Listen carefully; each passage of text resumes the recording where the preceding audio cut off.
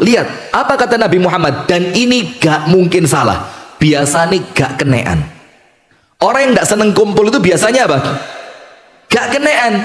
Diomongi titik pore, dikandani titik tersinggung, gak dijak titik ngamuk. Nah akhirnya karena dia gak kenean tersinggungan, akhirnya dia wes timbang aku loro hati terus, gak usah kakean kumpul. Nah maka Nabi Muhammad ngomong lebih bagus orang yang sering kumpul tapi sabar dibandingkan yang gak pernah kumpul biasa nih tersinggungan. Nah maka nomor satu bu, kalau memang kita ngerti kita ini kumpul bareng manusia, yo harus paham pasti mendapatkan gangguan. Nomor dua, rumus dunia. Nomor satu, la salamata minan nas, tidak mungkin selamat dari gangguan manusia. Nomor dua, la rahata fid dunia, tidak mungkin bisa mendapatkan kenyamanan 100% di dunia, tidak mungkin. Namanya dunia bu, kepingin enak yo kesel dhisik. Kadang-kadang wis mari kesel kroso enak, enake gak suwe. Mari ngono sumpek maneh. Ada seorang perempuan diceritakan oleh Syekh Ali As-Sabuni dalam kitab tafsir Safwatut Tafasir. Ketika cerita mengenai apa? Laqad khalaqnal insana fi kabad. Kabad itu apa? Susah payah, kesulitan, kerepotan, kesumpekan, kesedihan, itu namanya kabad. Wes artinya macam-macam, intinya susah.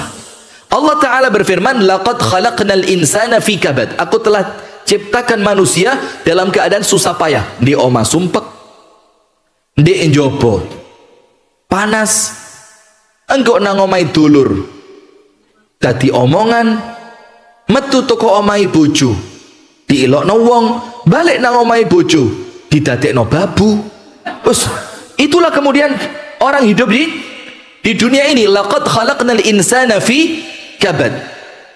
Kemudian apa? Latarkabunna tabaqan an tabaq. Apa artinya latarkabunna tabaqan an tabaq? Kalian akan melewati satu jenjang untuk menuju jenjang yang berikutnya. Ibu-ibu dengerin, apa tafsirnya? Latarkabunna musibatan tilwal musibah. Kamu akan mendapati satu musibah. Kalau musibah yang satu selesai, disuruh apa? Siap-siap mendapati musibah yang berikutnya. Nah, musibah di sini artinya apa? Kesulitan, ujian, ketidaknyamanan. Nah, diceritakan begini. Ada seorang perempuan, kata Syekh Ali Sobuni, seorang perempuan ini suaminya rotok ngregetno. Ngregetno itu apa? Yo membalak. Ngerti membalak? Yo ngregetno lah.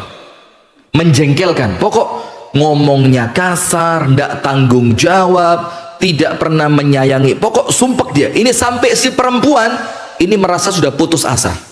Koyo wis gak iso bojoku iki. Dikereseki.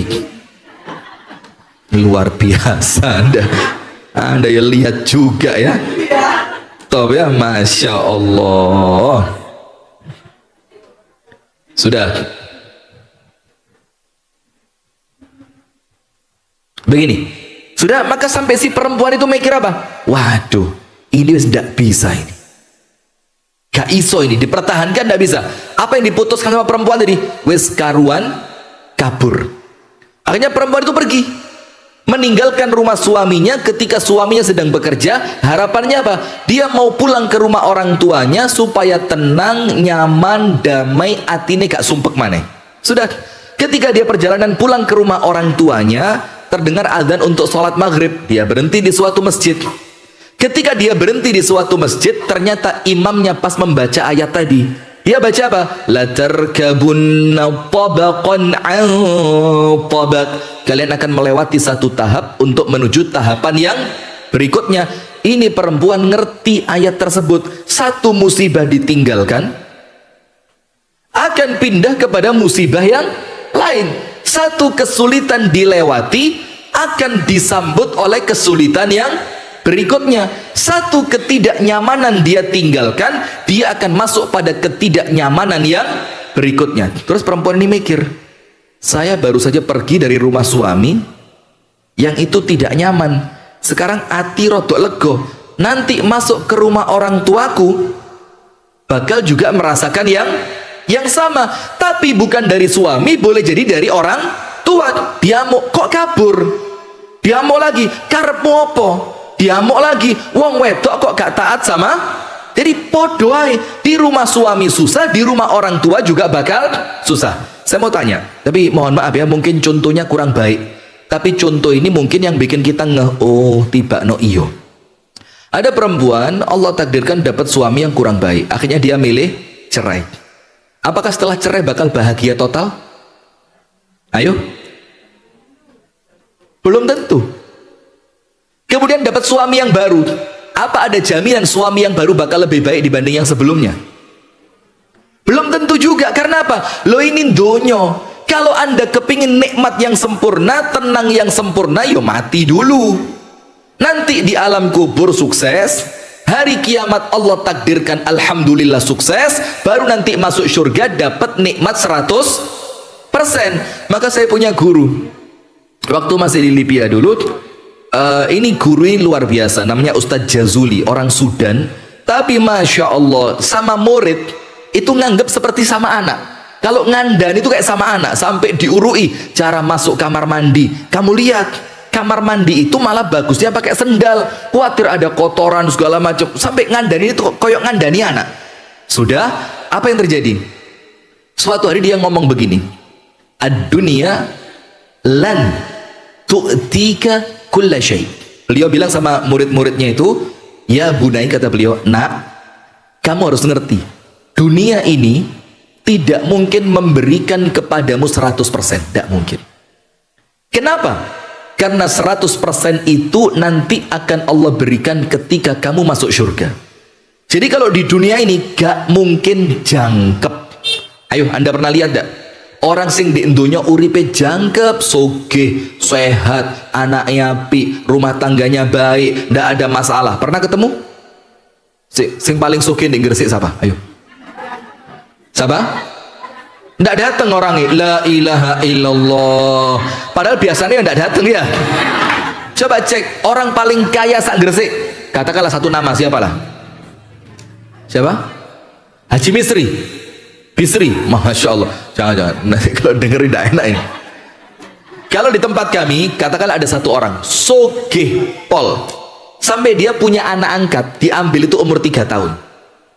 Ketika anak angkat ini umurnya 5 tahun, dibikinkan rumah, yang rumah itu kalau diuangkan setara 7M. Mulai tanahnya, sak bangunannya, sak perabote, lengkap. Padahal umurnya berapa? 5 tahun. Kemudian dia anaknya macung jadi bupati. Jadi setelah jadi Allah takdirkan kena kasus KPK, dan anda tahu nangkepnya kapan? Malam Idul Fitri. Padahal besok wes siap di rumahnya mau kumpul keluarga. Bapaknya yang kaya raya tadi sampai sumpek telepon sana telepon sini, atur sana atur sini, ndak bisa, sampai kebawa pikiran, terakhir meninggal dunia. Padahal wong paling sugih sak tempat di mana saya tinggal, paling sugih, sampai bupati ini kalah, orang paling kaya. Tapi Allah uji apa? Ini saya sampaikan apa adanya ya, mudah-mudahan jadi pelajaran buat kita. Semua anak perempuannya dia punya anak laki, punya anak perempuan, tidak ada yang rumah tangganya baik, semua diceraikan oleh suaminya. Padahal secara harta duniawi ini kalau suruh beli Gresik kira-kira nutut duit, uangnya luar biasa. Karena apa? Yo itulah hakikatnya dunia ini. Tidak mungkin mendapatkan di dunia ini sesuatu 100%. Ono wong sugih, anaknya api, rumah tangganya baik, boleh jadi Allah cabut kesehatannya. Iya benar. Sebaliknya lagi, ada orang sehat walafiat, rumah tangganya baik, anak-anaknya nurut, Masya Allah, tapi secara keuangan pas-pasan, bahkan terkadang kurang. Ada yang lain lagi, kaya raya, sehat walafiat, suami atau istrinya baik, ya Allah takdirkan tidak punya anak. Loh, yo situ dunia. Cuma masalahnya dunia ini sawang enak mbek wong iku lho. Gak ero deh, ayo ijo lure Pak. Maka dulu di acara TV ada acara televisi itu tukar nasib. Anda ikut waktu itu ya? Oh enggak. Lo kok tahu? Ada acara TV itu apa? Ngikutin enggak zaman itu? Yuk kira-kira 10 tahun yang lalu mungkin ya. Tukar nasib. Wong soge pindah urip di omai wong melarat 3 hari. Yang orang miskin tadi disuruh hidup di rumahnya orang yang kaya raya berapa hari? Sing sugih enak mari telung dino balik sugih. Lah sing melarat wis telung dino nikmat, kolam renang, sauna, spa, shower, ruang makan, ruang tamu, tidurnya nyaman. Setelah 3 hari balik melarat maneh. Itu saking apa? Saking supaya mereka merasakan ternyata tidak senikmat yang kamu lihat. Ini orang miskin yang masuk ke rumahnya orang kaya, seneng tulinan cetekan lampu, tak tek tak tek, masya Allah. Bahkan yang lampunya itu tidak pakai skakel, pakai remote. Sewengi gak turun tulinan remote. Besoknya apa? Besoknya mulai kena rutinitasnya orang kaya. Bapak jam 9 acara di sini, ngeluh deh. Aduh. Jam 9 seket mari, nanti jam setengah 11 Pak ditunggu klien di tempat ini. Waduh. Nanti setengah 12 Pak ada makan siang bersama di tempat ini. Waduh. Nanti setengah 2 Pak, setengah 4 Pak, nanti jam 7 ada take sampai pulang ke rumah setengah 1 malam kayak gini. Jadi single wedok apa? Kena apa Pak? Remuk dadi wong sugih. Nah, akhirnya dia tahu ternyata cuma sawang. Pelan-pelan. Astagfirullahaladzim. Ternyata cuma apa? Sawang sinawang. Karena setiap orang oleh Allah diberikan ujiannya masing-masing. Intinya di dunia tidak mungkin nikmat 100%. Nah, maka perempuan tadi yang kabur dari rumah suaminya ketika sholat maghrib kerungu imam baca ayat la tarkabunna tabaqan an tabaq, apa yang terjadi? Dia mikir di rumah suami susah, di rumah orang tua juga bakal susah. Mendingan saya susah dan sabar di rumah suami dapat ridhonya Allah daripada saya susah di rumah orang tua tapi durhaka kepada suami. Ya itulah dunia ini. Anda mau pindah ke kutub utara podo.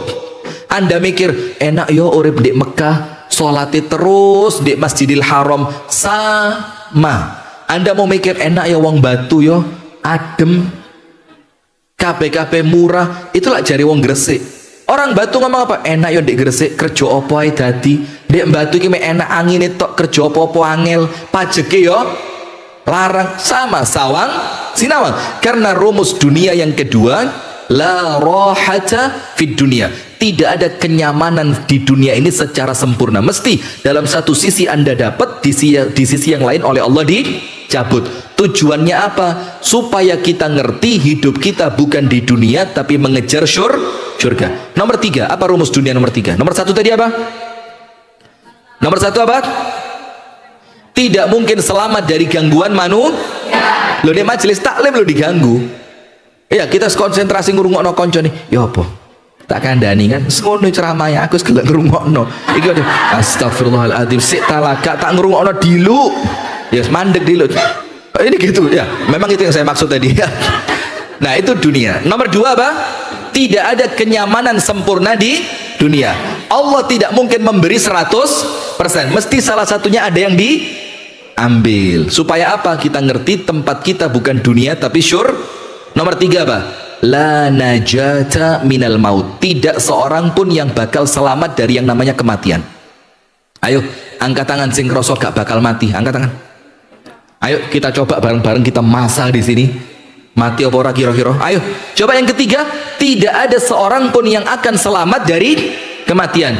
Namanya kematian ini, qul innal mautal ladzi tafirruna minhu fa innahu mulaqikum. Katakanlah wahai Muhammad kepada mereka, kematian yang kamu lari kabur melarikan diri darinya, justru kematian itu yang akan mendatangi kalian. Bahkan disebutkan dalam hadis apa? Misalkan orang itu oleh Allah ditetapkan meninggal di suatu tempat, maka Allah akan jadikan orang itu punya keperluan di tempat tersebut. Akhirnya Allah cabut nyawanya di tempat itu. Entah arisan, entah bahkan takziah, sampai pare, karena memang dituliskan oleh Allah meninggalnya bakal di pare. Ya Allah bikin ada acara di pare. Orang Kasembon ditakdirkan meninggalnya di Gresik, jangan sekarang. Sik liyane contohnya. Apa contohnya ya? Orang mana? Gak usah contoh mati usia medeni ya. Ya Allah. Medeni ngomong mati itu langsung kayak aduh gak nafsu. Tadi pastelnya itu enak langsung hilang rasanya di kiri. Kerungu mati itu hilang. Nah sudah, maka kematian itu akan mendatangi kalian. Dan hebatnya apa? Rezeki pun sama, gak usah ruwet. Rasulullah mengatakan, "Lau anna ahadakum yahrubu min rizkihi kama yahrubu minal maut, la adrakahu rizqu kama yudrikuhul maut." Kalau ada orang lari dari rezekinya, moh dikai duit, moh melayu, moh dikai omah, dikai motor. Kayak no aku. Ya saat durunge Anda saya tak tarik dhisik, aku ae. Ya. Misalkan dia lari dari rezekinya, dia lari, tidak mau dapat rezeki. Apa kata Rasulullah? Maka rezeki akan mengejar dia, sebagaimana kematian akan mendatanginya. Jadi antara rezeki dan mati itu podoplek. Sak melayu nih awak tetap ketangkep. Orang itu sak males selek takdire sugih. Tonggone ngeluh, kok iso yo. Sekolah biyen goblok pol. Kelas papat itu lo 3 tahun. Ada yang begitu. Bahkan ada orang gak lulus SD. Iku lo gak lulus SD, saiki jadi juragan kapal. Borong wesine kapal. Padahal SD. Terus ngomong sama anaknya, wis nak gak usah sekolah nak. Ternyata kunci soge ku gak lulus SD nak. Ya keliru maneh. Rezeki itu di tangan Allah, sebagaimana kematian ada di tangan Allah. Maka para ulama bilang apa? Syai'ani nashkurullah ala annahuma biyadillah la biyadil bashar. Ada 2 perkara kita terima kasih sama Allah, karena yang 2 ini di tangannya Allah, bukan di tangan Kalau di tangan manusia remuk kita ini. Apa 2 hal ini? Nomor 1 kematian. Kalau kematian itu di tangan manusia, saya tidak senang sama orang, langsung moro-moro mati. Tapi kan nggak begitu. Tidak seneng-senengnya kita sama orang, ya tetap kalau dia belum waktunya mati, bakal mati apa enggak? Tidak mungkin. Maka kita bersyukur kepada Allah, kematian itu berada di tangan Allah. Nomor 2 apa? Rezeki. Coba rezeki itu di tangan ketua majelis taklim Atibian, waduh liane melarat kabeh. Ketuane tok sing sugih kono ojo. Pokoknya butuh teko nang aku tak kei. Tapi ojo sugih, engko sombong kon kok ya. Aku tok lek sugih so gak sombongi mek aku tok. Lek kon iki potensi sombong. Nah maka kita bersyukur kepada Allah. Karena apa? 2 perkara ini ada di tangan Allah, dan Allah melakukannya sesuai apa yang Allah kehendaki. Nah sudah, ini 3 rumus orang hidup di dunia. Nah sekarang poin ketiga bu. Lek dilarani wong. Dilarani itu apa? Disakiti. Dan terkadang yang nyakiti kita itu bukan orang jauh. Malah kadang-kadang potensinya itu dari orang dekat. Kenapa dari orang dekat? 24 jam bareng, sehari gak pisah blas, seminggu 7 hari ketemu, gak tahu pisah. Kalau orang jauh kadang-kadang sekali ketemu basa-basi, ya apa kak sehat kak, alhamdulillah ya Allah kak tambah ayu, padahal elek. Tapi ya, namanya orang jauh ya, namanya orang jauh, kepingin sekali ketemu orang itu nyeneng no hati nih. Tapi kalau orang deket coba, kita diet wis oleh 3 bulan, kan kok lemu yo. Loh, akhirnya orang masa diet 3 bulan diwarah itu mentolo marut lambene, ya Allah, golek parutan kelopo. Golek ngomong sing enak lho ya, iki 3 bulan iki aku diet, olahraga, gak mangan. Lek bengi ku kate turu, wis aku ikhtiar. Ya apa kate turu carane cek iso keringetan sampai aku kate turu ngepel dhisik. Kok wis 3 bulan kok warah? Nah, coba itu orang dekat. Nah, maka sekarang jamaah, Anda silakan tulis. Ada 3 cara membalas kezoliman. Jadi kalau Anda dizolimi orang, ada berapa cara untuk balasnya? 3. Yang ketiganya ini boleh, tidak berdosa, dan bukan aib. Boleh, artinya ya memang oleh syariat Anda dikasih kesempatan. Dan tidak berdosa berarti dia bukan perkara yang haram. Dan ketika Anda lakukan itu bukan aib. Berarti kalau Anda melakukan itu, Anda gak akan dinyek sama orang. Ya opo sih kok ngono, ndak. Kenapa? Karena memang 3 perkara ini boleh dilakukan ketika Anda sedang dizolimi. Siapapun, entah orang tua, pasangan, anak, tetangga, teman, siapapun. Wis pokok ketika Anda disakiti orang, Anda punya 3 pilihan cara untuk membalas. Nomor 1. Nomor 1. Pelan-pelan. Kita ulang dari awal. Gini. Nomor satu, ingat hidup kita untuk siapa? Allah, bukan mencari penilaian manusia. Supaya apa? Urip di dunia tetap lurus, gak tola-toleh opo jarine orang. Paham ya? Inna salati wa nusuki wa mahyaya wa mamati lillahi rabbil alamin wa ma khalaqtul jinna wal insa illa ya wis pokok fokus yang penting Allah seneng, yang penting Allah ridho. Biarkan manusia mau ngomong seperti apapun, termasuk manten. Manten itu kan sekarang kalau sederhana tadi omongannya wong ya apa sih padahal sugih kok undangannya mek ngene tok. Sekarang orang manten coba undangannya kayak apa? Lo ndak yang kaya itu gak gelem kertas biasa, mesti yang kandel. Itu bisa jadi satu undangan bu regani sampai 20.000. Ndak boleh berapa lah, malah lebih kan. Terus undangan itu sama orang dipakai apa bu? Apa dipasang di lemari souvenir gitu kan ya ndak juga. Nah maka kalau ngurusi omongan wong ya itu tadi nih gaya undangan sing satu undangannya 40.000 60.000 padahal ndak ada man. Tapi kalau kita fokus yang penting Allah ridho, mendingan duit tak simpen, nanti mari mantu tak sodakoh nonang panti asuhan. Mana lebih baik coba? Mendingan duit tak simpen, nanti setelah mantu tak gai nukokno anakku omah. Kan lebih bagus daripada pesta pora itu biasanya karena merhatikan ucapan siapa? Nah, ya apa sih soge mosok mangan nih mek ngene to. Atibian iku lho ngundang sak wen-wen. Mosok sekali ngundang suguhane mek pastel. Ndek Malang iku lho ben minggu ngundang ya pastel ya sambusa ya keroket ya ono lumpur Malang. Oh masih dibuatkan? Ya paham ya. Orang Arab itu punya moto bu. Motonya orang Arab itu begini. Al-labib, labib itu orang cerdas, clever. Al-labibu bil isyarati yafhamu. Orang itu kalau cerdas cukup dengan isyarat wis ngerti. Maka kecerdasan Anda dipertaruhkan di sini. Sudah. Poin kedua, Rasulullah memberikan para ulama menunjukkan kepada kita rumus dunia ada berapa? 3. Nomor 1, tidak mungkin selamat dari gangguan berarti selama kita kumpul manusia kita bakal tetap menerima gangguan. Syaratnya cuma 1, kudu sabar. Nomor 2, tidak ada kenyamanan sempurna di dunia karena Allah tidak memberikan 100% di dunia tapi nanti dikasihkan di mana? Maka orang yang Anda lihat senikmat apapun uripe mesti ada satu yang dicabut. Saya punya keluarga di suatu tempat, tidak saya sebut karena sekarang live ini rotok medeni. Itu Anda tahu kerjaannya apa? Kerjaannya apa? Borong besinya pelni. Karena dia zaman dulu itu dia orang deketnya Cendana, sehingga kalau ada kapal-kapal yang sudah tidak dipakai itu dilas, dikerajeni, itu kapal apa besinya diambil. Tapi yang diambil, yang dibeli kapal yang mana, yang diambil kapal yang mana. Sing ini luwe akeh, luwe gede, luwe kandel.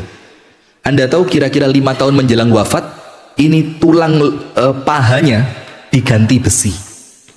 Karena terjadi pengeroposan tulang segala macam, akhirnya menjalar, dipotong, diganti apa? Titanium atau apa namanya? Platina, plat nomor mobil itu loh ya. Diganti pakai itu. Nah artinya wis sak sugi-sugi wong mesti gak akan sempurna. Nomor 3, tidak ada seorang pun yang selamat dari kematian. Nah sekarang poin ketiga, tulis. Ada 3 cara membalas kezoliman dari orang lain. Nomor 1, coba angkat tangan yang sering dizolimi orang. Anda bukan korban ya, Anda pelaku ya. Saya lupa saya, ya Allah ya. Anda korban atau pelaku? Yus kadang-kadang korban, tidak jarang juga jadi pelaku ya. Lawang sing gelek dirasani gitu, itu ciri kalau dia sering rasani. Pokok aku nang dindi kok dirasani terus yo introspeksi. Berarti sampean nang dindi yo gelek rasan, gak usah kaget. Wis talah, Allah itu maha adil. Disebutkan kama tadinu tudan, al jazaa'u min jinsil amal. Sebagaimana kamu berbuat, kamu akan dibalas percis seperti perbuatanmu. Sebagaimana kamu melakukan sesuatu, maka hasilnya seperti yang kamu lakukan. Jadi gak usah kaget lihat digepuk uang. Kok gepuk? Ya berarti saat durunge gelek gepuk. Lu kok ngilokno aku? Ojo repot. Iki peringatan, jangan-jangan sebelum ini kon juga sering ngilokno. Nomor 1, orang yang dizolimi orang lain boleh membalas sesuai kezolimannya. Dikampleng, pok, balasan, pok. Boleh apa enggak? Boleh. Ayatnya ada, hadisnya ada. Boleh, selama balasannya tidak melampaui batas, sesuai kadar kezolimannya. Apa ayatnya? Allah Ta'ala berfirman, wa jaza'u sayyi'atin sayyi'atum mithluha, dan balasan suatu keburukan adalah keburukan yang serupa, keburukan yang sesuai, sama, serupa. Jadi ketika anda dirasani, rasana wonge. Ketika ada dilono, lemu, balasan, gendong, gituin. Itu anda tidak dosa. Itu ayatnya. Dalilnya apa? Hadisnya. Rasulullah bersabda, al-mutasabani, dua orang sing ilo-iloan. Ilo-iloan itu apa? Saling mencela. Dosanya kembali kepada yang memulai. Malam ya'tadi ats-tsani, selama orang yang membalas tidak melampaui batas. Jadi kalau anda diilokno wong, terus anda balas ngilokno, anda tidak dosa, malah dosanya dia double. Dia dapat dosa menghina, plus hinaan anda yang itu seharusnya dosa, itu yang nanggung orang yang garai tadi. Maka jangan jadi ngerti tidak? Jangan jadi pemula. Ojo garai wong. Karena kalau orang yang balas, dosanya kembali kepada yang menyebabkan dosa itu terjadi. Contoh, zaman SD dulu. Tapi SD-nya kita beda ya. Saya SD itu saya kan sekarang 20. Biasa aja. Anda ini kita ngaji ngeresi hati. Jangan sampai umur saya 27. Astagfirullah wa atubu ilaih. Ini ngaji tiap bulan hasilnya kayak gini. Astagfirullahaladzim. Sudah guyon-guyon ya. Sudah. Zaman saya SD, Anda tahu bullying enggak? Perundungan. Dulu ada.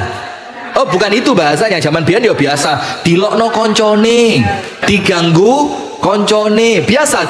Mulai zaman saya kecil itu sudah ada. Dan bukan ringan, yo parah. Tapi anak di zaman itu mentalnya kuat. Jadi digarai koncone itu yo. Sampai di zaman saya, Bu, itu teman saya pipis di toilet, roknya digantung di pintu toilet. Itu kita ambil roknya. Kita ambil, metu nggih godhong. Lo serius? Dan itu tidak jadi masalah. Yo, tetap yo itu tidak boleh ditiru dan itu tidak baik. Cuma itu selesai di sekolahan, selesai. Dipanggil guru, dijemur di depan tiang bendera mulai jam 7 sampai jam 12 awan, metu karing goreng tok ini. Anda tahu kerupuk udang? Kalau mau digoreng ya apa? Ayo jemurnya mah di karing goreng tok ini. Sampai mulai kumus-kumus raya bangireng. Umi tanya, mama saya tanya, kenapa nak? Ngomong gak wani. Karena kalau sampai orang tua tahu, ditambahi. Bener apa enggak? Sekarang karena orang tuanya saya ngurui ngalem, dia pakno dijewet. Ya Allah, iki songgare mati loh dijewet iki.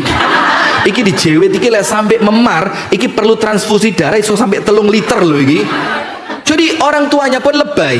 Sampai sekarang uang iku wedi mondokno anak. Saya di pondok malam pertama di pondok. Malam pertama. Karena saya tidak ikut ospek. Teman-teman saya itu masuk ke pondok 4 hari sebelum masuk sekolah. Karena apa? Masa orientasi santri, ospek. Saya tidak ikut. Saya masuk Minggu malam, Senin pagi sekolah. Masuklah saya Minggu sore datang. Diantar umi saya, diantar apa saya bawa selimut segala macam, datang taruh kamar. Sudah setelah sholat maghrib, ada sholat isya, makan malam. Nah waktu makan malam ya biasa, jenenge gak kenal konco kan, belum kenal semua, makan sendirian. Sampai kamar dikawampleng sama teman saya. Pawok Arab rek mangan kau dewean kudu kumpul be koncone. Saya Bu jerone hati, ya Allah, sikit pertama di pondok pincang. Apa kata gurunya? Ibhath anni ghairak, carikan selain kamu. Si murid bilang, loh kamu, saya kan kepingin dapat pahala nuntun guru supaya saya dapat keutamaannya, dapat pahalanya, dapat barokahnya, Allah ridho sama saya, ilmu saya jadi ilmu yang penuh manfaat, ilmu yang berkah. Kata gurunya apa? Saya bukan masalah pincangmu, tapi saya khawatir nanti kita jalan bareng ini menyebabkan orang lain berdosa. Nanti orang lain ngelihat kita terus ngomong apa? Si buta dituntun. Saya tidak mau. Saya tidak mau saya menyebabkan orang lain itu loh bagus. Maka jangan menjadi pemicu. Maka kalau lapo-lapo bu, sing normal-normal saja. Saya sering ingatkan ibu-ibu pengajian itu lek wis ngaji itu kan rodok ya opo gitu ya. Nyeluk koncone itu wis ukti wis talamba ngono pantes. Gak pantes. Kemudian kalau di Malang sekarang enggak, zaman dulu keren tuh kalau manggil temen ibunya apa? Tant. Rodok keren didi onti. Rodok keren didi. Sekarang enggak ada, wala tante wala onti. Sekarang apa? Amah. Amah. Ngerti enggak amah? Maksudnya amati. Karena mereka sudah ngaji, belajar bahasa Arab, mulai Arab sentris. Amah. Sana ikut sama Ammah Luna. Saya ngerungok niki rada ya apa ngono, ya Allah. Terus sampai ngomong tante lho gak pantes. Kok ditambahi? Sudahlah, yang normal-normal saja. Maka salah satu contohnya begini, salah satu contohnya ya. Ya gitu loh, api, mbok D. Luwe pantes. Karena wajah itu ya mempengaruhi lah ya, astagfirullahaladzim. Sudah. Ini contoh kisah nyata. Ini contoh saya tidak buat-buat. Begini, ada ibu-ibu pengajian. Ngajinya Masya Allah, sudah mulai istiqomah, mulai serius, mulai segala macam Masya Allah. Maka pakaiannya juga sudah mulai semakin bagus, semakin rapi, semakin menutup aurat. Dan pakaian perempuan kalau sudah menutup aurat, kan dia boleh dipakai sholat kan? Boleh dipakai sholat. Nah sudah masuk suatu musola di kampung. Yang isinya di musola itu wong-wong tuwek-tuwek, nggak rukuh putih serotok-rotok kuning wisan. Mulai mangka ya, sudah mulai bulat. Terus si mbak taklim tadi, mbak majelis taklim tadi, sholat ke musola tadi karena dengar adzan berhenti sholat ke situ, nggak pakai rukuh. Nah ibu-ibu tuwek-tuwek tadi kan gak ngerti. Dibilang apa? Telan, sholat gak rukuhan. Iki mesti kelompok ikoi. Iya, iki mesti kelompok sing wong lanange bojone 3 4 iku. Yo ketoro salate mbak, tangane ngene. Iya mbak ketoro mbak. Iya. Tapi yo rada ayu. Tapi masih ayu lek ngono yo mah aku mbak gila mbak. Ih gila nih mbak. Akhirnya apa? Sudah yang normal-normal saja. Kalau Anda masuk masjid yang umum, yo gak usah nyalai keumuman lah. Kalau di lemari ada mukena cukuan apa sih angele, hanya ingin menunjukkan aku harus ngaji ini kita soleh guys, salah sampai lah gak ngerti desit malah dosa, nanti jadi bikin orang dosa. Anda sendiri merasa ujub seakan-akan aku harus ngaji, aku ngerti lek kelambingin iki oleh digawe. Nanti ada perasaan meremehkan orang. Rokok itu semua warnanya sama, putih semua. Sekarang rokok Krisdayanti, rokok Syahrini, rokok siapa lagi? Jihan Fahira. Anda ketara umur tua Jihan Fahira. Oh Manohara. Siapa Manohara itu? Yang Odelia Pinot itu. Lo kok tahu Ustaz? Sudah wes. Maka ibu-ibu nomor 1 ingat, kalau Anda dizolimi boleh dibalas sesuai dengan kadar kezaliman. Berdosa ndak Anda? Ndak. Aib ndak? Ndak. Boleh apa tidak? Boleh, berarti hukumnya bukan haram. Terus kalau Anda pilih nomor 1, ada orang ngilokno Anda ilokno balik, ada orang ngerasani Anda rasani balik, ada orang mukul Anda pukul balik, Anda dapat apa? Oleh apa? Lego ndek jero ne dikira aku gak iso, ha? Lek mek ngeplak kon iki aku ya iso ngeplak pok. Lek mek ngilokno lemu iki ya diuruki mbek jidahku zaman biyen ngono lemu iku ya iso lemu. Ngomongnya luwih leko. Coba. Tapi tidak dapat apapun selain lego jerone hati. Nah, maka nomor 1, ini bukan kelasnya orang majelis taklim At-Tibyan ini. Majelis taklim At-Tibyan harus masuk level kedua. Apa level kedua? Kalau diganggu orang, Anda punya kesempatan untuk tidak membalas di dunia, tapi nuntut nanti di akhirat. Di dunia apa? gak apa-apa. Nanti di akhirat tak tagih kezolimanmu ini di hadapan Allah. Bagus apa enggak? Dibandingkan nomor 1, tentu yang nomor 2 lebih bagus. Diempet ndek donya, aku jane yo iso tapi aku moh. Kalau cuma ngomong ngilok noma itu, aku yo iso tapi saya ndak mau. Kalau cuma sekedar kamu mukul saya balas pukul, aku iso. Kamu menghina saya balas hinaan, saya bisa. Kalau sekedar kamu meludah saya balas meludahi kamu, saya bisa. Kalau sekedar kamu ndak ngundang tak balas gak tak undang, saya bisa. Tapi saya tahan diri saya. Tujuannya apa? Supaya nanti di akhirat kezolimanmu menjadi ladang pahalaku. Faham? Maka pilih nomor 1 apa nomor 2? Ya lepas pengajian ya. Tapi lepas kejadian engkau ya, nomor 1 di lego sih. Nah ini maka pentingnya pengajian itu kan istiqomah supaya apa? Iling terus. Karena orang manusia itu namanya manusia gampang lali, gampang emosi, gampang terpancing. Kadang-kadang pas kejadian lupa, oh keprocut. Nah kata-kata keprocut itu berulang kali. Lah keprocut kok terus? Kelepasan. Terus ngaji buat apa? Ngaji itu melatih diri untuk mampu sabar. Nah maka nomor 2, jangan dibalas di dunia. Jangan dibalas di dunia. Terus bagaimana? Biarkan di dunia, jangan dibalas di dunia, tapi nanti di akhirat PN pahalanya dia. Tak ceritani. Ada salah seorang sahabat Nabi namanya Abu Umamah Al-Bahili. Ini ada penonton? Ada. Namanya Abu Umamah. Namanya siapa? Abu Umamah Al-Bahili. Al-Bahili. Bukan bakhil, bukan pakai kha, pakai ha. Tapi aja teman-teman, sing turun sikatan biasa saja ya. Abu Umamah Al-Bahili. Dia cerita satu hadis yang hadis ini dikatakan oleh para ulama marfu itu ini hadis dia dengar dari Nabi Muhammad. Nanti di hari kiamat ada 2 orang dipanggil sama Allah Ta'ala untuk menghadap. Ada berapa orang? 2 dipanggil untuk menghadap. Satu orang dipanggil, namanya siapa enaknya? Orang namanya siapa? Yang di majelis taklim at-tibyan yang paling ngehit siapa? Hunina bawa jangan. Takut saya. Roto medeni. Ini laporannya langsung ke umi saya soalnya. Lihat nih coba. Bu Salma, mana orangnya? Ada ya? Yang mana? Bu Salma angkat tangan. Waduh, tapi yang lain cerita nih. Nanti aja yang baik Bu Salma, yang jelek ini Bu Susi. Susi sebelikiti weleh-weleh ya.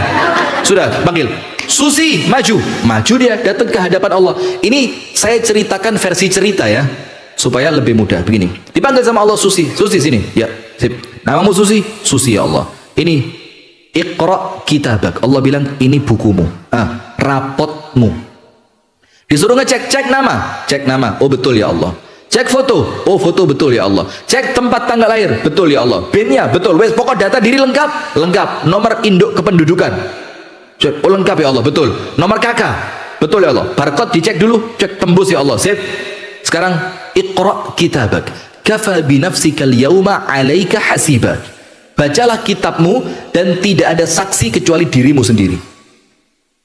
Kullu mri'in bima kasabat rahina, dia yang tanggung jawab. Dibuka sama dia, krek halaman pertama, halaman kedua, ketiga, keempat, kelima, 1000, 2000, 3000, 4000 sampai halaman terakhir. Kitabnya dikembalikan kepada Allah. Ya Rabbi, hadza laisa kitabi. Krek, ya Allah, bukan punya saya ini. Loh kenapa? Kok bukan punya kamu? Ya Allah, saya ini hajinya 3 kali. Di sini gak ketulis blas. Mana haji saya? Halaman 1 sampai terakhir haji nih. Saya umroh ya Allah seminggu 4 kali. Di sini umroh saya tidak ono blas. Saya punya anak yatim yang saya santuni ya Allah itu 120, gak muncul blas di gini. Terus saya itu ikut majelis taklim at-tibyan, orang lain sebulan sekali, saya sebulan 30 kali ya Allah. Lo ngaji mbek sapa? Syombo sudah. Kok ini di sini hilang semua? Allah bilang apa? Itu ada, tapi pahalanya saya berikan kepada orang lain. Ngamuk dia, lo ya apa? Ya Allah, Yo gimana lah ya Allah, lo masa saya yang mengamalkan, orang lain yang ngambil pahalanya. Dibuka sama Allah catatan amal, tahu nggak ngerasani Bu Salma? Oh ya sering, ya wes hajimu ping telu dipek Bu. Nah itulah enaknya jadi korban. Aku rapopo terus. Maka kalau ada orang ngerasani, kirim ono sambusa ke rumahnya. Nah terus no, pakai no kopi jahe sing sedep kok. Nah, ojo mandek loh, sak jam ya kurang 10 jam lek ngerasani. Kenapa? Kalau cuma 1 jam pahala umroh, lek 10 jam pahala haji tak pe. Ayo, Anda berarti seneng dirasani apa ngerasani? Lek pas pengajian. Kalau pas di rumah yang ngerasani ya. Sudah. Itu nomor 1. Nomor 2, ya Allah, umroh. Mana umroh saya? Diceritakno maneh. Eling Bunina, eling ya Allah. Biyen pas pengajian ati biyen suguhane gak genah sing kok rasani sapa? Ya Bunina ya Allah. Wong dhek sing ngatur kabeh kok. Mosok kotak amal iku ya Allah. Iki Allah dijak rasan-rasan sama dia. Loh, kotak amal iku lho oleh 5 juta. Mosok jajan sing ngabot-ngabot mek banyu tok. Kalau di tempat saya itu, kue kotaan pengajian itu, wabot, seweneng kan? Aduh abot, mesti isinya akeh. Loh, sing abot aku ane. Tiba-tiba isinya mek situ, lemper tok. Itu pun lemper isinya kudu daging sapi, kacang. Abon sih lumayan kacang. Dimakan lagi kentak ketannya bikin mah, kacangnya gak rea semurat, gak dipangan kok yo tego men ya. Sudah, akhirnya dirasani Bu Nina. Ya sudah, berarti pahala umrohmu dipek Bu Nina. Terus yatim piatu ya Allah. Mana yatim piatu saya? Uang 120 ya Allah. Diceritakan, kamu ngerasani orang ini 10 kali sing 10 dikekno wong iku. Kamu ngerasani orang ini 20 kali sing 20 dikasihkan orang. Sampai semua amalan yang dia lakukan Allah tuliskan habis pahalanya untuk orang lain. Itu orang pertama. Maka dia bilang, "Oh, ternyata betul ya Allah." Getun apa enggak? Nah, maka Al-Imam At-Tirmidzi, imam siapa? At-Tirmidzi, itu pernah salah seorang muridnya ditanya, kamu ikut Imam Tirmidzi berapa lama? Oh ya, saya ikut Imam Tirmidzi sudah puluhan tahun. Sekarang saya mau tanya sama kamu, pernah enggak sekali saja, 1 kali saja Imam Tirmidzi itu kamu lihat atau kamu dengar ngerasani orang lain? Jawaban muridnya apa? Guruku terlalu cerdas untuk memberikan pahala amalnya kepada orang lain secara cuma-cuma. Maksudnya apa? Ini Imam Tirmidzi ngerti, kalau saya ngerasani orang lain, maka pahala sholat saya, puasa saya, ngaji saya, sodakoh saya, silaturahim saya, oleh Allah diambil, diberikan kepada orang yang saya zolimi. Sudah, itu orang pertama selesai. Pahala ini entek gara-gara zolim kepada orang. Ya bukan cuma lisan tok, ya ngepuk, ya ngelempar, yo ngakali, yo curang, tidak menepati janji, yo mengkhianati. Sekarang orang kedua baru Bu Salma ini. Bu Salma, maju Salma, bin kuir ya? Hah? Bin apa? Oh, bin semir. Ya mirip-mirip lah, ada R-nya kan? Sudah semir, ya. Sudah. Tempat tanggal lahir, betul ya Allah. 1912. Loh kok tuwek men? Panjang umur, sehat walafiat. Sudah, dibuka lagi, coba cek semuanya, foto. Ya Allah, ini foto waktu saya masih SMA si Ayu ya Allah. Walaupun terakhir-terakhir dia mulai tua, normal lah orang tua ya Allah. Sudah, sekarang cek bukumu. Dicek, buka, seret, duh. Usaha tastahzi'u bi ya Rabbi. Ya Allah, ini buku ini ngenyek saya ini. Saya tidak pernah haji ya Allah, masuk haji ditulis ping 17. Sopo, kutuk saya ini ya Allah. Loh, saya tidak pernah umroh, loh, masa umroh ditulis 24. Saya tidak punya santunan anak yatim, masa ditulis anak yatim saya 1000. Allah bilang, Salma, sabar. Memang itu bukan amalanmu, itu amalannya Nina, amalannya siapa lagi yang lain? Susi, amalannya Siti, amalannya Squabel, lengkap. Memang bukan amalanmu, tapi pahalanya untuk kamu. Loh kenapa ya Allah? Kok enak gak lapo-lapo dapat pahala? Karena dulu kamu dirasani, kamu diakali, kamu ditinggal, kamu gak dijak, kamu dilokno, seragamu gak podo mbek liyane. Waktu tuku kain kon ditukokno sing KW, walaupun gak ero tapi Allah kan Maha tahu katanya. Waktu di grup itu teman-teman yang lain gawe grup dhewe kon gak dilebokno terus gawe rasan-rasan. Ayo ada apa ndak? Betul, Masya Allah. Iki Ustaz kok ya roh ya. Wes ada grup satu. Gara-gara kepingin ngerasani, gaya grup aneh anyar. Sing situ sing kate dirasani gak dilebokno. Mana korbannya? Angkat tangan. Nah, sudah. Maka karena semua kezoliman yang mereka lakukan, pahala-pahala itu oleh Allah diberikan untukmu. Faham sampai sini? Berarti karuan bales apa sabar? Kalau bales oleh mek legon dek jerone. Tapi kalau anda sabar, Allah ganti dengan pahala yang besar. Itu supaya orang yang zalim kapok. Kenapa kapok? Di saat nanti dia butuh pahala, justru pahalanya diambil sama orang yang dulunya tidak membalas ketika dizolimi waktu di dunia. Hadis yang kedua, pernah dengar cerita orang yang bangkrut enggak? Sering kan? Hadithul muflis. Muflis itu orang yang bangkrut. Nabi Muhammad tanya, tahu enggak kalian siapa orang yang bangkrut? Para sahabat bilang, orang bangkrut itu dagangane entek, duwe gak ngelumpuk. Bangkrut apa enggak? Bangkrut, dagangannya habis, uang enggak ada. Rasulullah bilang apa? Bukan itu yang saya maksud. Rasulullah mengatakan, orang yang bangkrut di antara umatku, hati-hati, jangan sampai kita loh ini. Eman ibadah, ya apa enggak? Orang yang bangkrut di antara umatku adalah mereka yang datang pada hari kiamat bawa pahala sholat, bawa pahala ngaji, bawa pahala puasa, bawa pahala sodakoh, bawa pahala silaturahmi, bawa pahala memberi makan kepada orang lain, membawa pahala haji, umroh, puasa, semua dibawa. Tapi apa? Waqad syatama hadza. Tapi orang yang bawa pahala banyak itu tahu nyentak wong iki, tahu ngilokno wong iki, tahu ngerasani wong iki, tahu ngakali wong iki, tahu mengingkari janji dengan orang ini, pernah ini sampai apa yang terjadi? Pahala yang dia kerjakan di dunia diberikan kepada orang-orang yang ketika itu dizolimi dan mereka tidak membalas. Betul apa enggak? Maka eman apa enggak? Kalau pahalanya habis, ternyata yang antri nuntut masih banyak, maka dosanya orang yang dizolimi ditanggung oleh orang yang pernah menzolimi. Maka Kiai Haji Abdullah Gimnastiar tahu? Agim yang sempat diboikot ibu-ibu itu kan? Zaman kapan tuh ya ibu-ibu boikot sama ibu-ibu? Wah, Agim ya apa? Agim ini fotonya diinjek-injek, diobong. Lu biasa jaluk foto lu sopo. Nanti kok diobong-obong. Waktu itu kenapa Bu kok diboikot itu? Oh,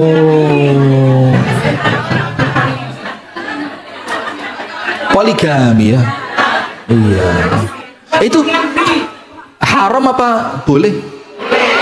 Loh kenapa kok Anda ngamuk? Anda istrinya? Oh, awalnya kan belum ketahuan. Gak adil. Oh, adil itu relatif kok. Kenapa kok Anda marah waktu itu? Kenapa Bu? Anu ya apa? Senasib sepenanggungan dengan wanita, ya, merasa ikut tersakiti.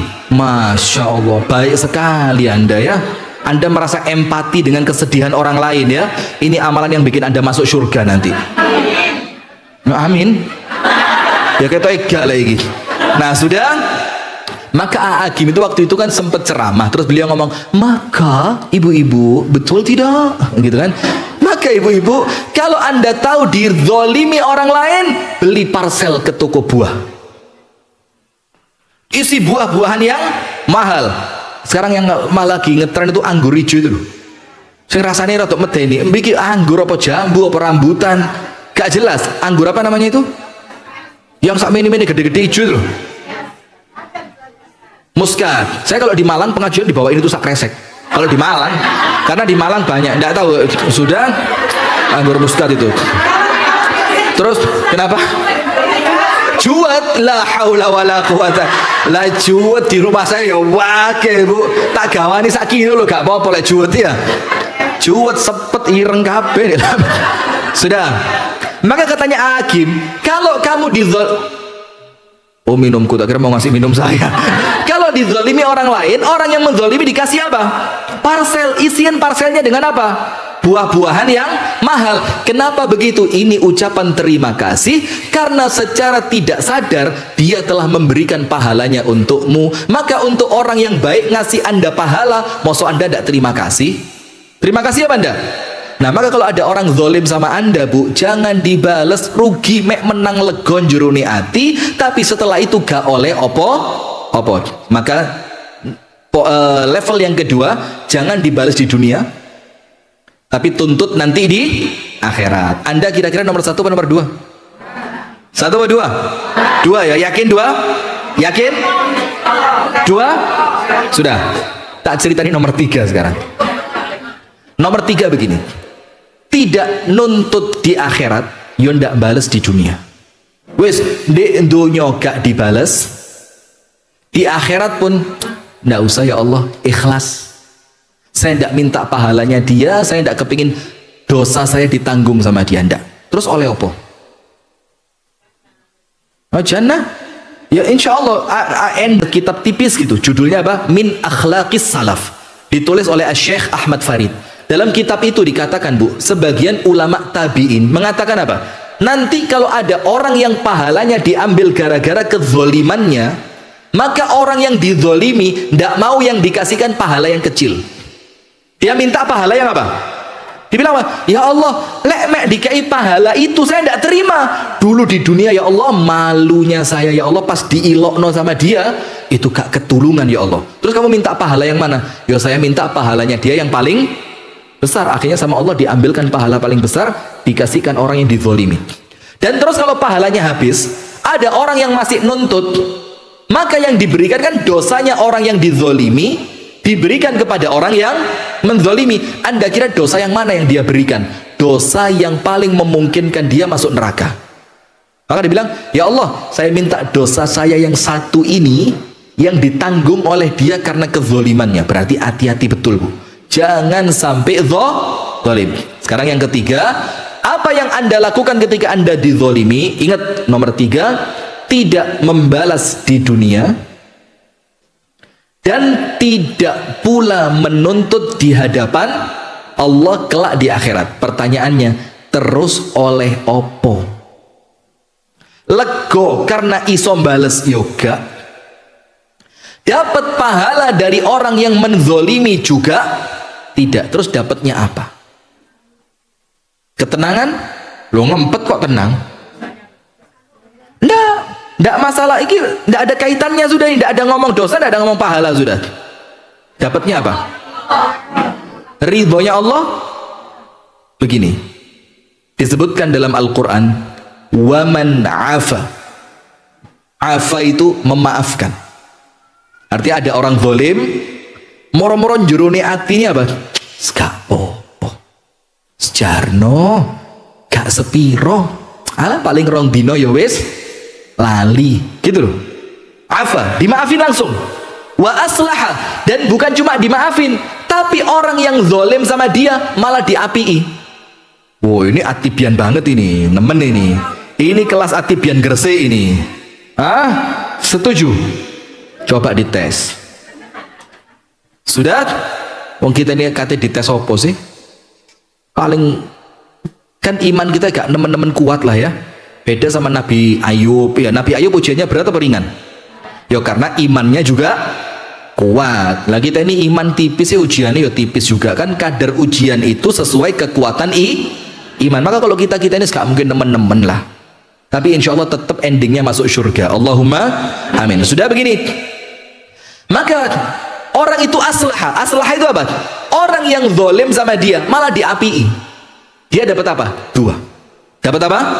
2. Nomor 1. Ini poin yang ketiga, gak mbales di dunya yo gak nuntut di akhirat. Pokok ini betul-betul aku rapopo. Wis talah gepuen ilokno rasanono. Apalagi aku lek kon mantu ojo diundang loh. Sekarang diundang malah ada yang diundang lo gak seneng. Aduh, undangan mana? Di sini pasarannya berapa buah itu? Berapa? Masih di angka 100. Seikhlasnya ya. Kalau di tempat kami enggak. Kalau di tempat kami itu sesuai winginane ngei piro. Hah? Ditulis Nina Bawazir, ditulis 20.000. Enggak, pas ini Bu Nina ngundang dibuka tulisannya Nina. Terus gak ngitung tahun wis pokok jenenge Nina sudah. Oh iki Nina, yo betul lah gak Nina liyane. Wis Nina semai iki tok 20.000. Oh ya wis tambah 5.000 pantes-pantesan. Ya wis. Dikai berapa? Di sini begitu juga? Oh enggak ya, di sini Masya Allah ya. Di sini sepokok pantes lah ya. Pantes ini di angka 50, 100, 150, sementok ya 500 lah. Yang penting hadir ya. Ada yang malu kok. Ada yang malu. Sudah? Wes biarkan saya tidak diundang. Ono acara rekreasi aku gak dijak. Ono acara mangan-mangan aku gak dikandani. Aku apa? Nah, sekarang dia akan dapat 2. Nomor 1. Nomor 1. Tulis.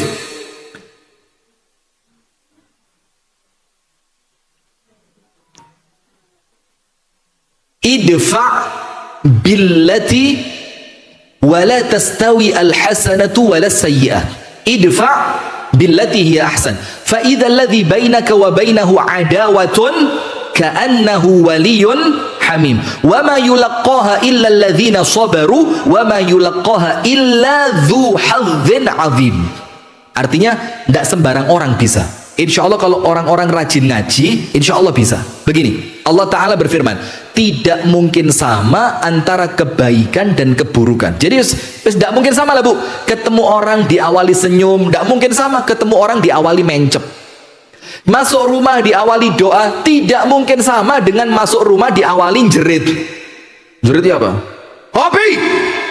Tas melboy jerit apa? Kaget ya, itu yang saya inginkan tadi. Berarti Masya Allah terlaksana niat saya.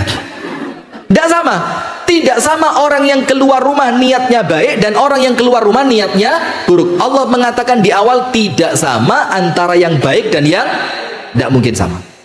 Berarti kalau tidak mungkin sama, berarti Anda pilih yang baik apa yang buruk? Baik apa buruk? Baik dong. فَمَنْ يَعْمَلْ مِثْقَالَ ذَرَّةٍ خَيْرًا يَرَهُ وَمَنْ يَعْمَلْ مِثْقَالَ ذَرَّةٍ شَرًّا يَرَهُ. Elek bakal dapat hasil, baik juga bakal dapat hasil.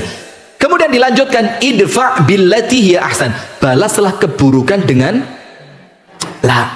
bukan kebaikan. Al ahsan.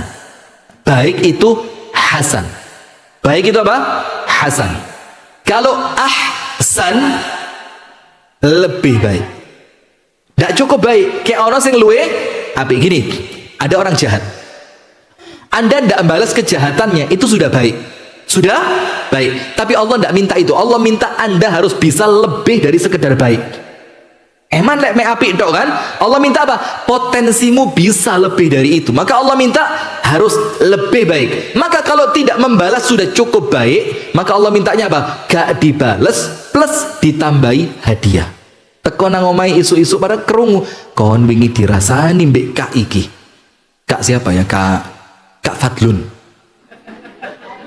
Ada? Oh udah ada, selamat ya. Kon wingi dirasani dek Kak Fadlun. Diwara apa pas arisan di omahmu iku lontongnya tos. Terus sayure wis mulai banyu. Iku kacange wis ngiler. Sudah, oh alhamdulillah. Sudah. Anda tidak balas. Baik enggak? Baik, tapi masih kurang. Allah mintanya apa? Harus lebih baik. Besok pagi datang ke rumahnya Kak Fadlun. Kak Fadlun, iki lo lontong suguhane arisan wingi se ono lek kepengin ngicipi. Hah? Wis tambah ngiler ya. Ya ndak lah, datang ke rumahnya. Kak, iki Kak, aku iki mang isu-isu gawe sego goreng Kak. Masya Allah kok pas iki mang gawe ini rada akeh. Ayo Kak, tak kirimi. Tak tambahi ceploki 17 Kak. Tak tambahi titik nih dukure, tak wuru-wuri. Kok berambang goreng, tak kei sianida titik kan dukure Kak. Engko cek roto Kak, udah endisik Kak. Cek rasane iku semakin nendang. Jadi sementara Kak Fadlun gak ngerti sianida itu apa, dikira dia sianida itu abon ikan. Oh ya Allah, matur suwun ya, terima kasih lo ya. Dicipi. 1 suap, 2 suap kok enak, 3, 4, 5, 6 ndak sampai selesai mulai kerosong beliung. Terus metu apa nih? Ndak. Wis. Anda kirimi makanan ke rumahnya, Kak. Iki, Kak. Dalam keadaan Anda pura-pura ndak tahu kalau kemarin dia baru saja apa? Ngerasani, wis pura-pura gak harus. Pokoknya sing apik. Rangkulan, ya pokok sehat Kak, yuk Kak. Mudah-mudahan sehat terus Kak. Ya Masya Allah Kak, tak tunggu seger waras, panjang umur, istiqomah. Ah, ini Kak, sego goreng ini Kak. Sudah. Dia merasa apa? Loh, saya keliru jahat di orang ini. Orang ini orang yang baik, mosok orang sebaik inilah kok saya jahat. Apa kata Allah Ta'ala yang Anda dapatkan? فَإِذَا الَّذِي بَيْنَكَ وَبَيْنَهُ عَدَاوَةٌ. Kalau kemarin antara Anda dengan dia ada permusuhan, maka apa? كَأَنَّهُ وَلِيٌّ حَمِيمٌ. Nanti orang yang kemarin benci sama Anda bisa menjadi orang yang paling top mencintai Anda. Lek ono opo-opo, dia dhisik sing ngewangi. Kalau ada orang ngerasani Anda, dia yang bela nih, ojo macem-macem. Iku koncoku wong api, ojo sampai dirasani. Itu keutamaan yang pertama. Orang yang kemarinnya jahat akan menjadi baik. Berarti kalau dia jadi baik, Anda juga dapat pahalanya. Kenapa? Karena Anda salah satu yang menyebabkan dia menjadi baik. Tapi ingat, ayatnya tidak berhenti. Ayat berikutnya apa? Wa ma yulaqqaha illal ladzina sabaru.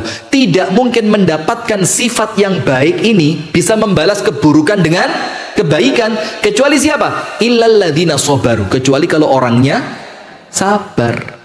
Berarti kalau tidak sabar bisa apa enggak? Ya enggak bisa. Maka minta sama Allah, Rabbana afrigh alaina sabra. Ya Allah, jadikan hamba ini orang yang sabar. Wa ma yulaqqaha illa dzu hadzin azim. Dan tidak mungkin mendapatkan itu kecuali orang yang punya keberuntungan besar. Itu keutamaan yang pertama. Yang kemarin musuh sekarang jadi siapa? Jadi teman. Sudah ya, jam 11. Yang kedua, apa keutamaan kedua? Dalam surat Yusuf oleh Allah diceritakan begini, Bu. Kalau Anda tidak balas di dunia, tidak nuntut di akhirat. Ini kelasnya Atibian ini, harus bisa. Amin. Insya Allah bisa ya. Tidak balas dunia, tidak nuntut akhirat. Apa Allah katakan? Faman aslaha, orang yang memperbaiki. Faman afa, memaafkan. Wis aku rapopo, gak mangkel blas. Walaupun maaf ya, mangkel itu kan ya normal ya. Lek gak mangkel blas ya malah kok aneh kan. Ya ono mangkele tapi ditahan. Ya Allah, loro atiku tapi gak popo. Wa aslaha, ternyata dia malah berbuat baik kepada orang yang zalim. Apa kata Allah Ta'ala, Bu? Fa ajruhu 'ala Allah. Allah yang nanggung pahala buat dia. Tak kasih contoh. Misalkan kalau Anda nuntut ya, Anda dapat pahala sak gelas. Ini karena sesuai kadar kezoliman yang dia lakukan kepada Anda. Maka kata Allah, iki lek kadar kezolimannya, bayarannya pahala banyu sak gelas. Tapi ketika Anda tidak nuntut di hadapan Allah, Allah bilang apa? Iki coba nuntut sak gelas. Gara-gara gak nuntut, tak kei sak galon. Tak kei sak galon. Berarti lebih besar apa lebih kecil? Lebih besar. Itu kenapa? Karena yang memberi bukan manusia tapi Allah. Lah manusia dibandingkan Allah ya tidak ada bandingnya, tidak ada apa-apanya. Maka Allah bilang kalau nuntut sak gelas, lek gak nuntut sak galon. Faman afa wa aslaha fa ajruhu 'ala Allah. Barang siapa memaafkan dan tidak menuntut, bahkan dia memperbaiki hubungan antara dia dan orang yang zalim, maka Allah yang jamin pahalanya. Apa tadi dikatakan oleh para ulama? Jaminan pahala dari Allah itulah Tidak tahu? Saya juga tidak tahu. Begini, Bu. Ceritanya Abu Bakar dengan misanannya namanya Misdi. Dari mana orang Arab namanya Misdi itu? Mistah. Begini, ibu-ibu pernah dengar tak cerita Ibunda Aisyah dituduh melakukan zina? Ya kan? Sudah sampai Ibunda Aisyah itu ndak wani metu teko omah selama 40 hari, ndak berani keluar. Ketemu Nabi Muhammad, kata Ibunda Aisyah apa? Nabi Muhammad keluar masuk rumahku blas, gak ngomong apa-apa, blas. Bayangin, ada suami tapi didiamkan. Ya Allah, coba 40 hari. Setiap orang ketemu sama saya, mesti orang itu ngelihat dengan pandangan apa?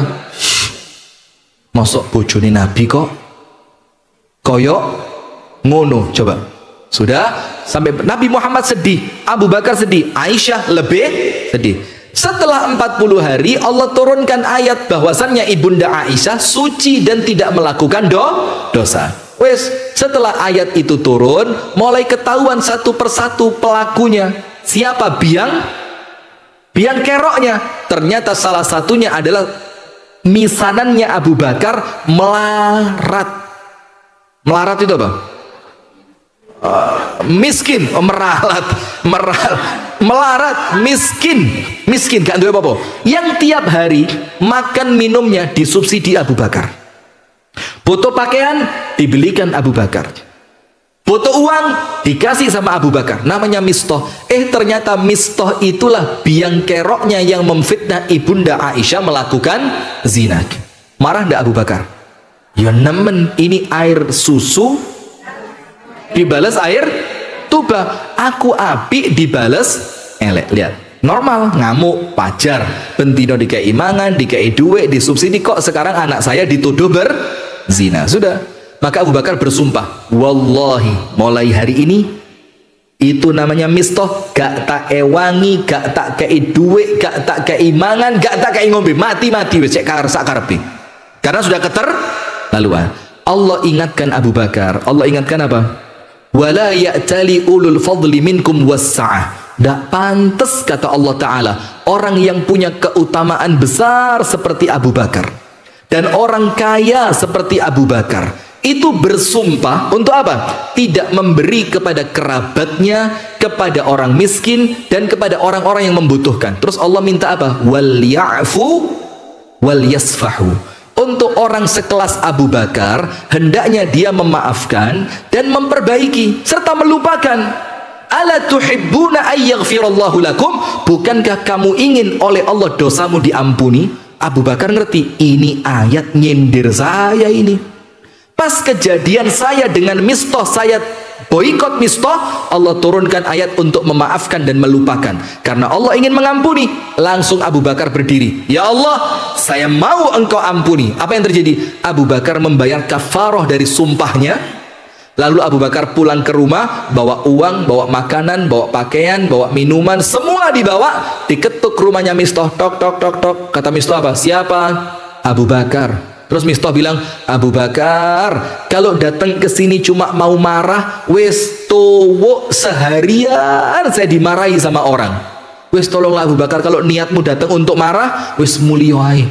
Aku wes keroso kalau saya salah. Abu Bakar bilang apa? Lu keliru Mistah. Saya datang ke sini, saya mau minta maaf. Wih, kaget. Sing salah sopo? Yang minta maaf siapa? Dibuka sama Mistah, bawa makanan, pakaian, uang, semuanya dikasih. Mistah, hadiah buat kamu, dan mulai hari ini uripmu tanggungan saya, anak turunmu. Tambah kaget loh Abu Bakar. Kamu tahu kan? Tahu. Saya yang memfitnah putrimu, tahu. Itu dosanya besar, tahu Mistah. Loh, kok kamu ngasih saya? Saya disindir sama Allah. Dibilang apa? Tidak pantas kalau saya marah terus saya boikot kamu. Maka karena sindiran Allah, saya minta maaf Mistah, karena tadi saya sempat bersumpah tidak akan bantu kamu. Dimaafin ya? Oh ya sudah, tak maafin, kata Mistah. Ya apa itu? Akhirnya apa? Mulai hari itu semua kebutuhan Mistah yang kemarin memfitnah putrinya Abu Bakar, malah disubsidi penuh oleh siapa? Abu Bakar. Inilah orang hebat. Apa jaminannya? Oleh Allah diampuni. Nah, berarti ibu-ibu perhatikan, ada 3 yang kita pelajari. Nomor 1 tadi, jangan hidup mencari pandangan manusia. Kenapa? Karena kita hidup untuk Allah. Nomor 2, ingat, selama masih hidup di dunia ada 3 rumus yang tidak mungkin luput dari kita. Nomor 1, tidak akan selamat dari gangguan manusia. Nomor 2, tidak mungkin nyaman 100% di dunia. Nomor 3, tidak seorang pun yang bakal selamat dari kematian. Terus yang ketiga, kalau memang kita mendapatkan gangguan dari orang, ada 3 cara balesnya. Wes silahkan dipilih yang manapun boleh, tapi eman lek pilihannya jelek. Nomor 1, balesen sesuai kadar kezaliman. Nomor 2, jangan dibalas di dunia, tuntut di akhirat. Nomor 3, jangan balas di dunia, jangan tuntut di akhirat. Jaminannya apa? Allah yang menjamin ganjarannya. Insya Allah langsung masuk ke dalam surga. Milih balas, nuntut, apa ndak balas, ndak nuntut? Nah itulah makanya aku sakarepmu. Lek kon jahat sing jahat kon kudu ojo katut, jangan ketularan. Baik, itu yang dapat kami sampaikan, semoga ada manfaatnya. Kurang dan lebihnya saya mohon maaf. Alhamdulillah ya.